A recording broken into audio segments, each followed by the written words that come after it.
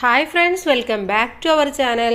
6ാം ക്ലാസ്സിലെ എല്ലാ കൂട്ടുകാർക്കും പുതിയൊരു വീഡിയോയിലേക്ക് സ്വാഗതം. 6ാം ക്ലാസ്സിലെ കേരള പാഠാവലിയിലെ ആദ്യത്തെ പറക്കൽ എന്നുള്ള പാഠഭാഗമാണ് ഇന്ന് നമ്മൾ നോക്കാൻ വേണ്ടി പോകുന്നത്. അപ്പോൾ എന്തൊക്കെയാണ് ഈ ഒരു പാഠഭാഗത്തിൽ നമുക്ക് പഠിക്കാനുള്ളതെന്നും ഇതിലെ പ്രവർത്തനങ്ങളും നമുക്ക് നോക്കാം.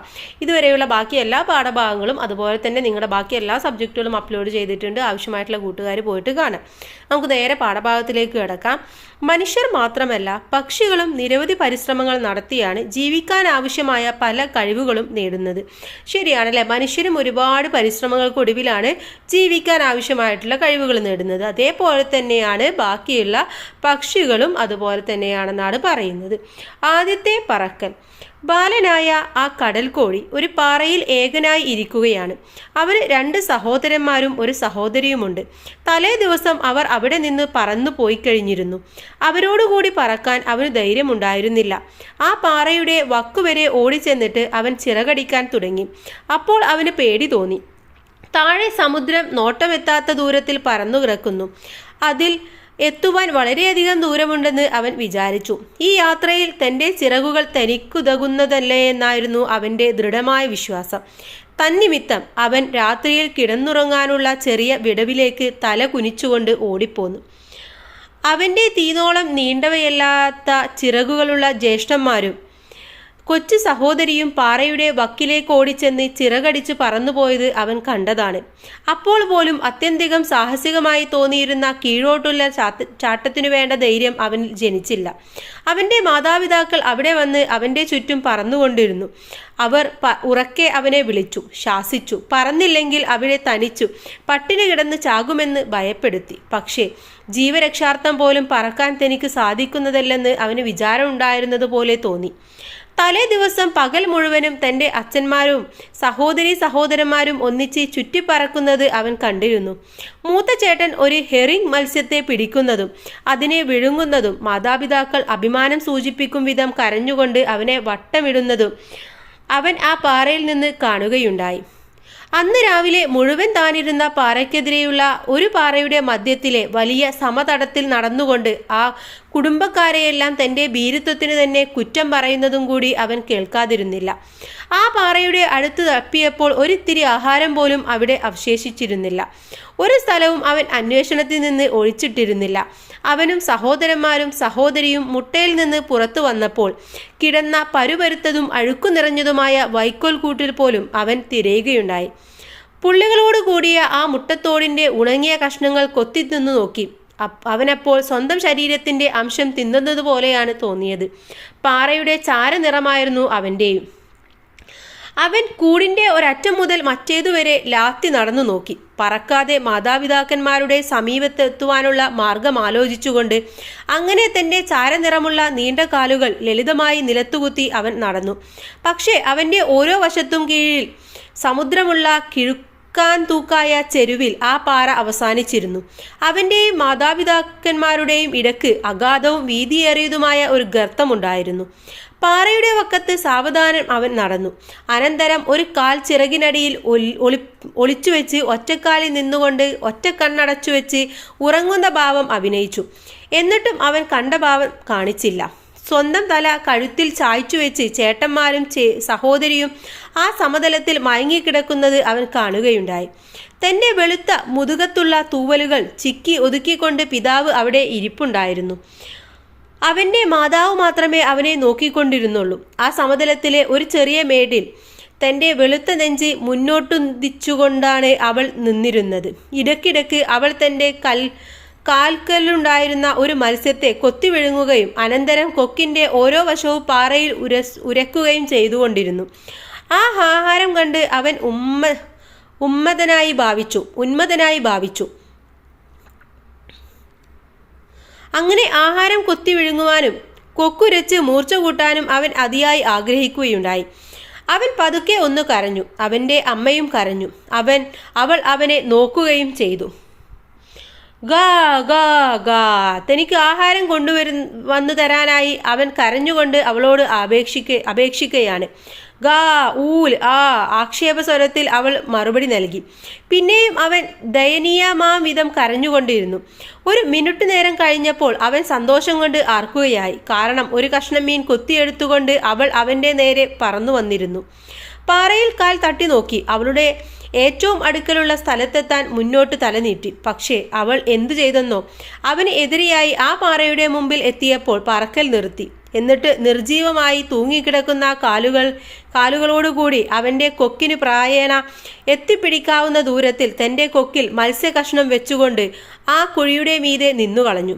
അവൻ അത്ഭുതപ്പെട്ടു. ഒരു നിമിഷം നിന്നുപോയി. എന്തുകൊണ്ടാണ് അമ്മ എൻ്റെ വളരെ അടുത്തു വരാത്തത്? അവൻ സ്വയം ചോദിച്ചു. അനന്തരം പശി ജനിപ്പിച്ച ഭ്രാന്തു നിമിത്തം അവൻ ആ മീൻ കഷ്ണം കൊത്തിയെടുക്കാൻ മുന്നോട്ട് കുതിച്ചു.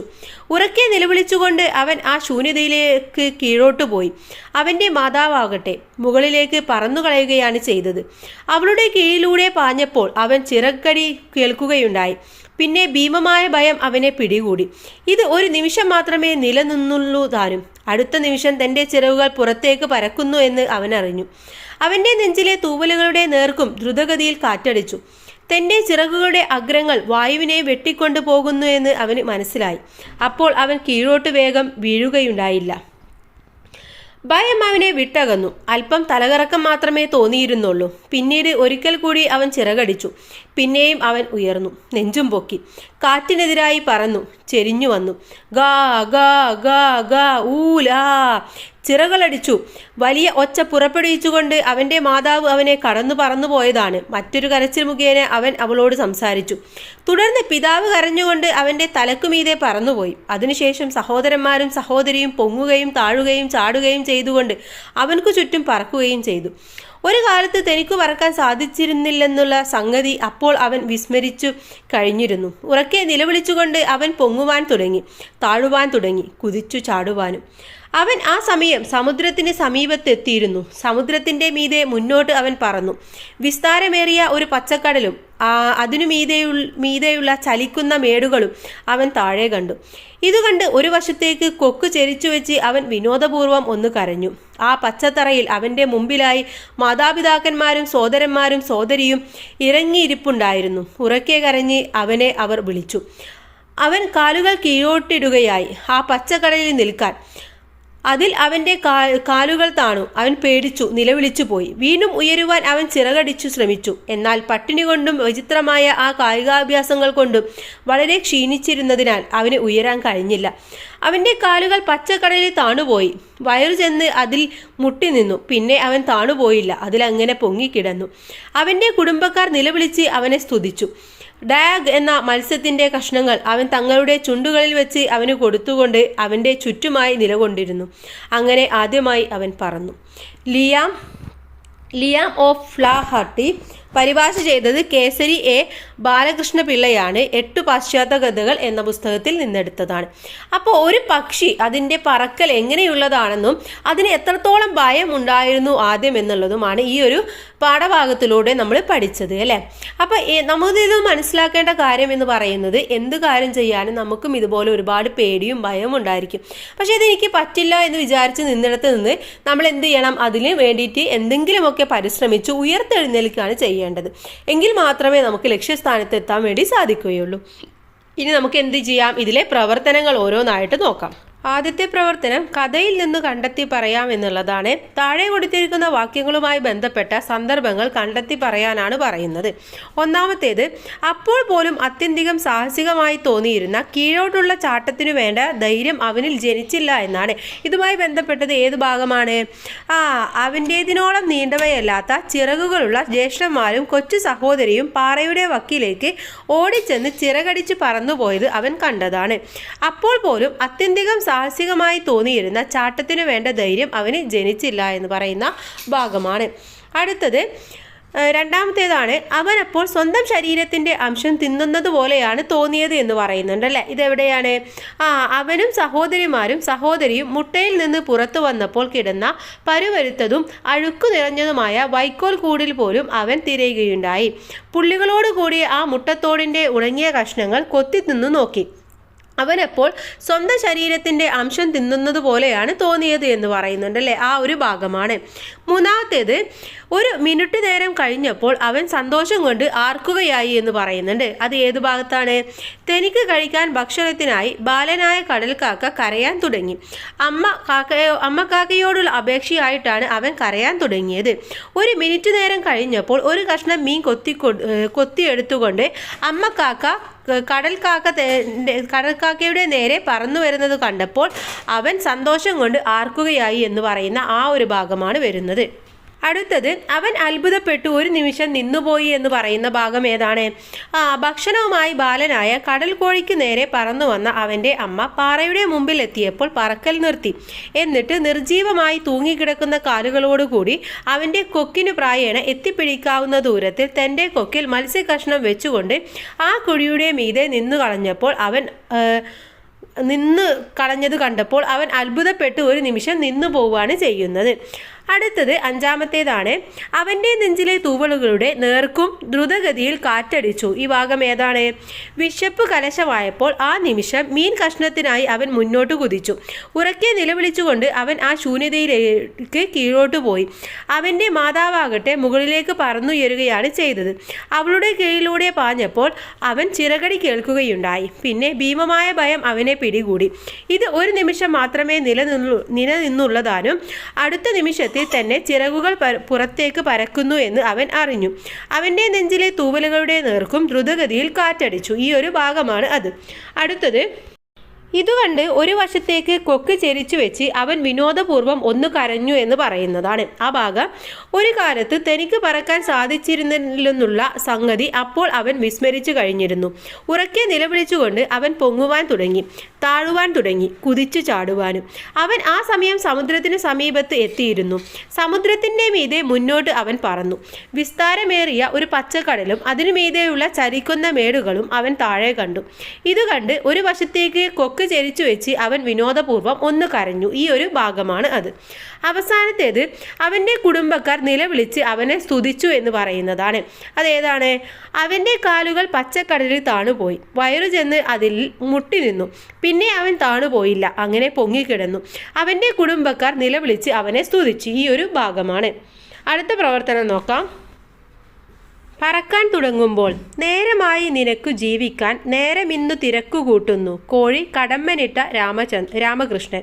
മുകളിൽ കൊടുത്ത കവിതാഭാഗം ഈ കഥയിലെ കുഞ്ഞു കടൽ കോഴിയുടെ ആദ്യത്തെ പറക്കലുമായി എങ്ങനെയെല്ലാം യോജിക്കുന്നു എന്ന് കണ്ടെത്താനാണ് പറഞ്ഞിട്ടുള്ളത്.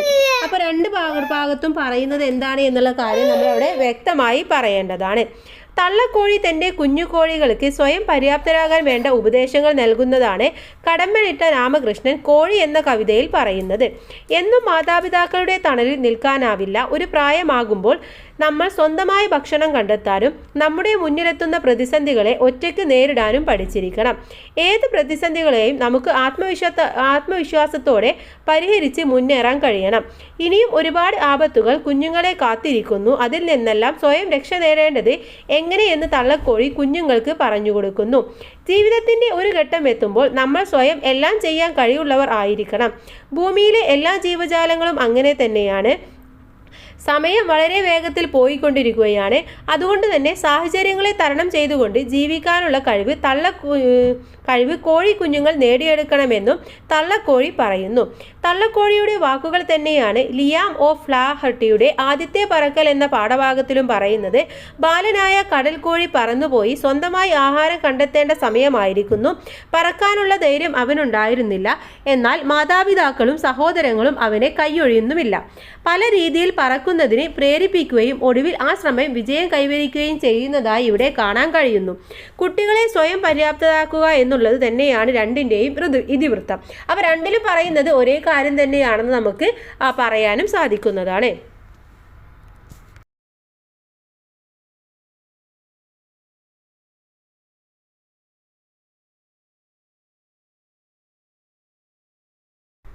ഇനി ഇതിലെ രണ്ടാമത്തെ പ്രവർത്തനം, ഭയം ഉപേക്ഷിച്ച് വിജയത്തിലേക്ക് പറന്നുയരാൻ ബാലനായ കടൽ കോഴിക്ക് സാധിച്ചത് എങ്ങനെ? ആരെല്ലാം അവന് പിന്തുണ നൽകി? എങ്ങനെയാണ് അവരവനെ പിന്തുണച്ചത്? ക്ലാസ്സിൽ ചർച്ച ചെയ്യൂ. നിങ്ങളുടെ നിരീക്ഷണങ്ങളും ചർച്ചയിലൂടെ വ്യക്തമായ കാര്യങ്ങളുമെല്ലാം ചേർത്ത് ഈ കഥയ്ക്ക് ഒരു ആസ്വാദന കുറിപ്പ് തയ്യാറാക്കാനാണ് പറഞ്ഞിട്ടുള്ളത്. അപ്പോൾ നമുക്ക് എന്ത് ചെയ്യാം? ഈ ഒരു കഥയ്ക്ക് നല്ലൊരു ആസ്വാദനം നമുക്ക് തയ്യാറാക്കി നോക്കാം. അപ്പോൾ നമുക്ക് ആസ്വാദനം എഴുതാം അല്ലേ. ഐറിഷ് സാഹിത്യകാരനായ ലിയ ഒ ഫ്ലാഹർട്ടിയുടെ കഥയാണ് ആദ്യത്തെ പറക്കൽ എന്ന് പറയുന്നത്.